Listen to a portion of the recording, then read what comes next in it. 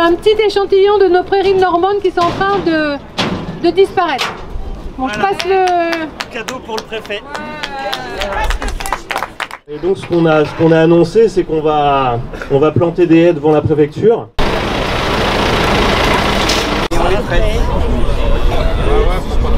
Mathias, éleveur paysan dans le pays de Bray. Je fais avec des vaches normandes et du Neufchâtel bio.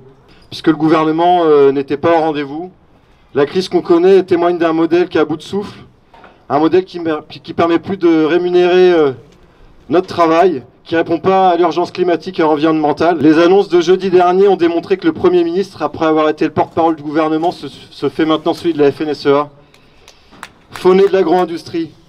Le syndicat estime avoir eu gain de cause et nous demande désormais gentiment de rentrer chez nous.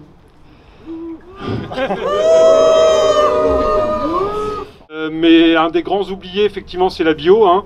À l'heure où, notamment en Normandie, on est pas mal. Hein. On est un des secteurs les plus pollués aux pesticides en ce qui concerne les captages d'eau. C'est qu'en fait, il y a bien les paysans en bio qui sont en telle difficulté, c'est qu'ils vont repasser au conventionnel, et ça sera vraiment la mort dans l'âme. Moi, je suis paysanne, donc j'ai oublié de me présenter d'ailleurs. Je m'appelle Sophie et je traite les vaches et je fais du fromage près de Saint-Valery-en-Caux. Robotique, numérique, génétique, voilà ce que disait vouloir Macron pour l'agriculture. Mais qui rêve de piloter sa ferme derrière son ordinateur, de traire ses vaches derrière son smartphone, de laisser la génétique des cultures aux industriels? Je suis paysanne et je revendique mon lien à la terre et aux animaux. Je veux une ferme vivante et je ne veux pas vivre dans un parking pour de gros engins qui nécessitent qu'on arrache les haies et qu'on agrandisse les parcelles. Je veux une ferme qui me permette de vivre dignement sans que toute la valeur de mon travail parte à l'agro-industrie et à la grande distribution. Je veux une ferme où l'élevage herbager peut avoir sa place sans être concurrencé par la viande venant de l'autre bout de la planète.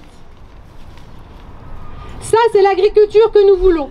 Une agriculture paysanne, nourricière, sociale, qui respecte l'environnement et que nous pourrons transmettre à nos enfants. Nos revendications, parce que on peut dénoncer, mais nous on propose.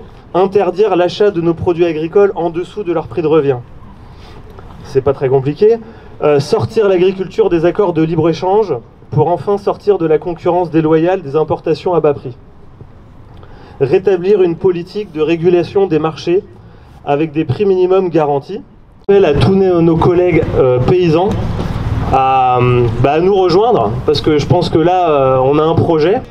Notre projet, il peut faire peur à certains collègues paysans, il peut sembler un peu révolutionnaire, mais franchement il fait quand même beaucoup plus rêver que celui d'Arnaud Rousseau et tout ce qui a été annoncé jeudi soir là.